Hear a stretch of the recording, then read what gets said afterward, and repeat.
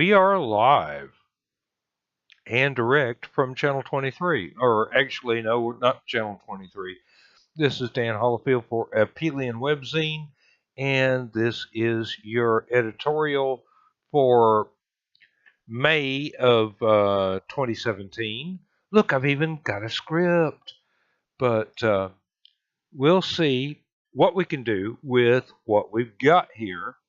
I've been able to do a little bit with the lighting, and it's not exactly as red as it used to be. So these things are doing okay. Let's see. May 2017.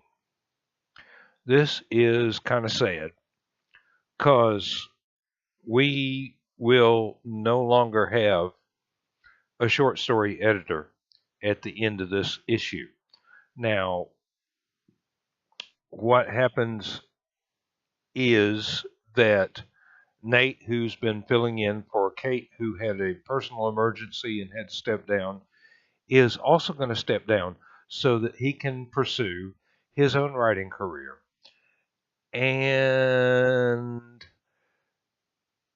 Nate's not going to go away entirely. He's still going to be there on the forums, and he's still going to do covers for us for a while until he gets really busy with doing his own writing.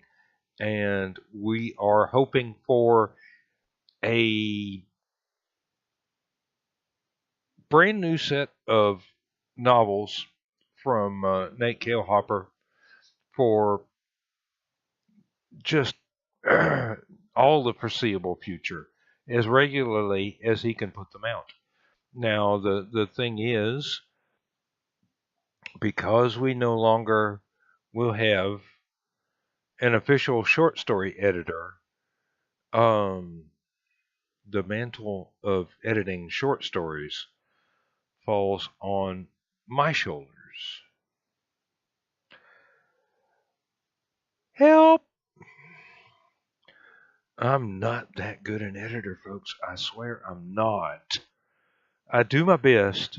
I'm okay with doing the Marin Ebrium stories, but mostly because the folks that submit Marin Ebrium stories are professional enough that all I have to do is a few quick spelling checks for typos and occasionally to suggest a rewrite to better fit into my continuity for the Marin Ebrium series.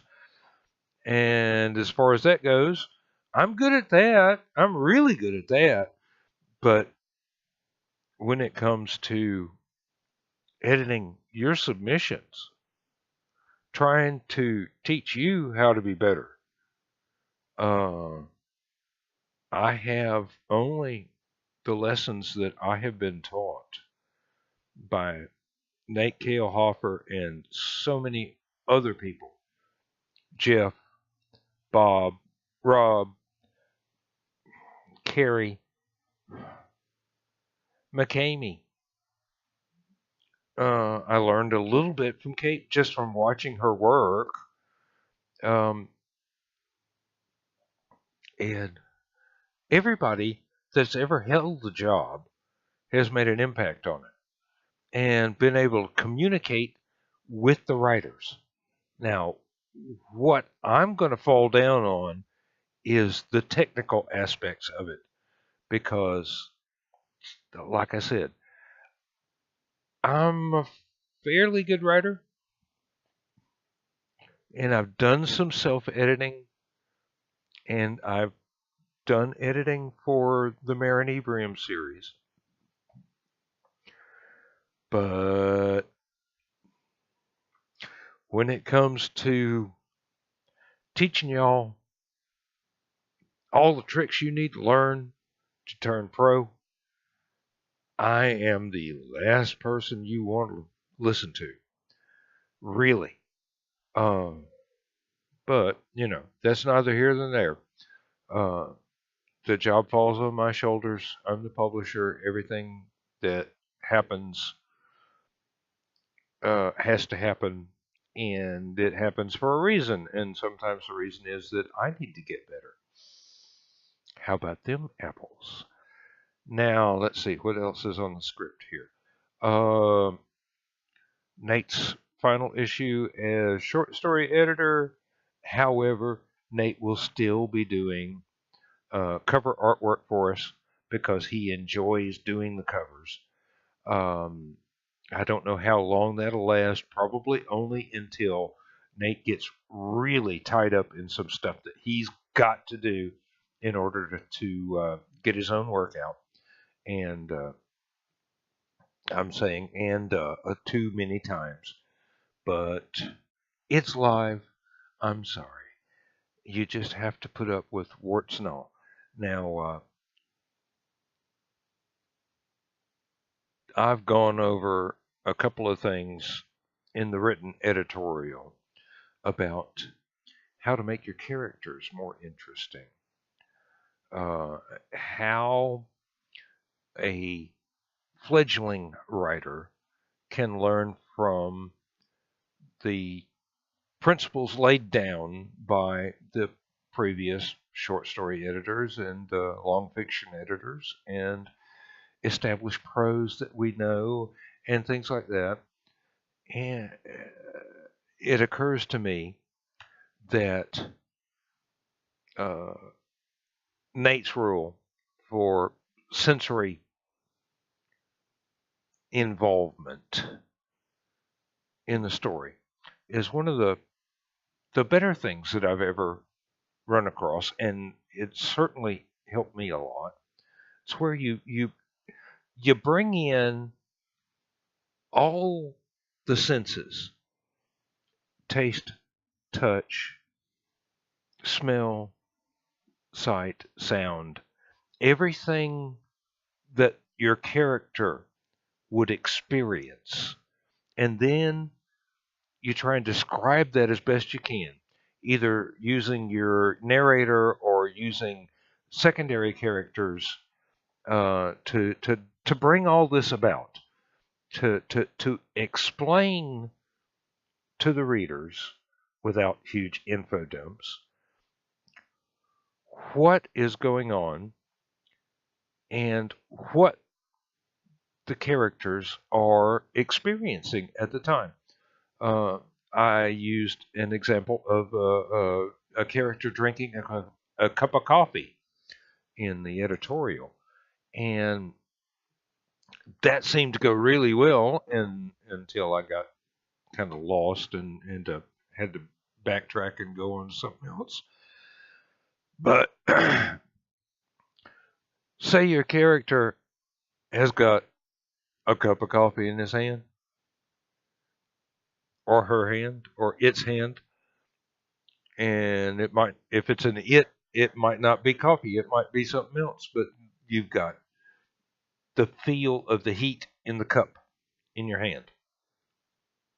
You've got the texture of the cup, whether it's smooth or rough or polished or dented tin or, I don't know, shiny plutonium if you've got a character that can handle shiny plutonium without getting poisoned.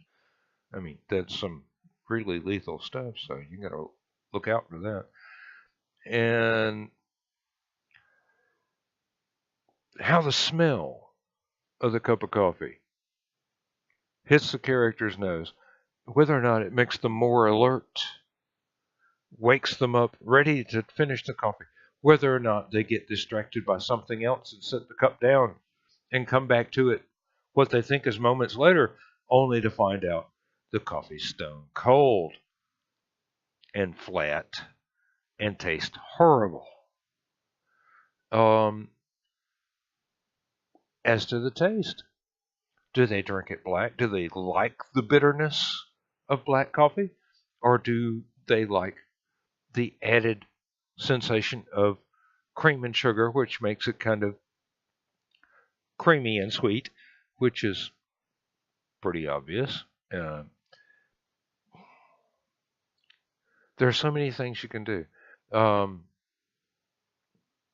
you can give your characters, and you should give your characters, different accents, different cultural backgrounds to build them up as one thing or another. And all of this stuff works together to bring your characters to life in the eyes of your reader.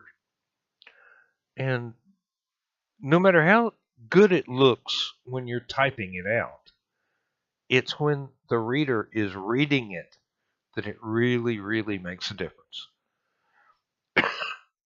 And this is where editing, self-editing, or suggestions from your editor can come into play, because you may not see that you're writing a bunch of talking heads that don't actually do anything except say words. Your editor will see, you didn't describe this person. You didn't say what color hair they had. You didn't say what species they were. You didn't say anything about what they looked like, or what they were wearing, or what the weather was like, or what room they're in. There's so many different things.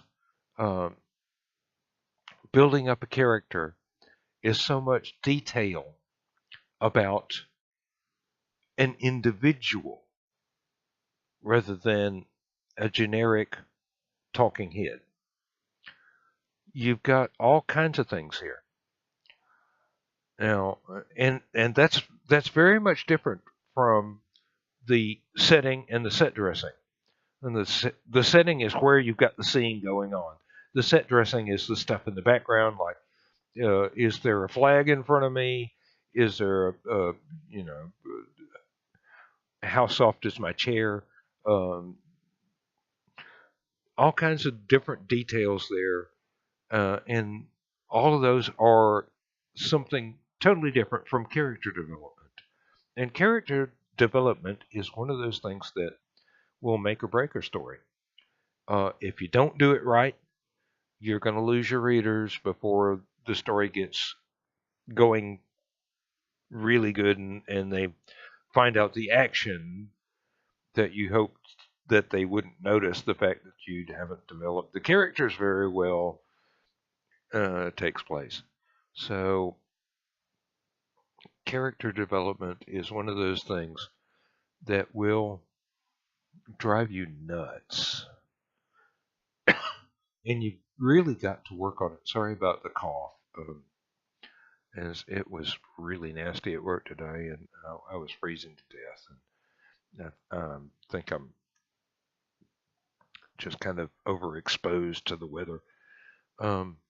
That's got nothing to do with what I was talking about. It's just an aside. Character development is one of those things that you got to work on. You got to work on it a lot. It's very important. It's very difficult to do. You've got to keep a whole circus act balanced in your mind. You've got to figure out who these people are. Occasionally, if that's the style of story you're writing, you've got to figure out what they look like, and you've got to figure out what they like. Now, sometimes you're doing flash fiction where you can't afford to waste a lot of words on stuff like descriptors. You've got to just dive into the story and hope to shortcut most of the other stuff while still getting your reader interested in what you're saying. Now, I've got 30 seconds or 20 seconds. Yeah. Nobody gets it right 100% of the time. It's something you've got to work on. You develop a feel for it. You develop a way to create characters that people enjoy. But it takes practice. And practice is all it takes. You got to pound the keys. You got to put yourself in the chair. You got to pay attention to what you're doing and pray you can get it all to come together in one coherent narrative. All right, now I'm out of time. I'm a minute over time, but Dan Hollifield for Aphelion Webzine. This has been a video editorial, and we are just about out of time. I'll try and do something a little less scatterbrained next time. Bless y'all. See you later.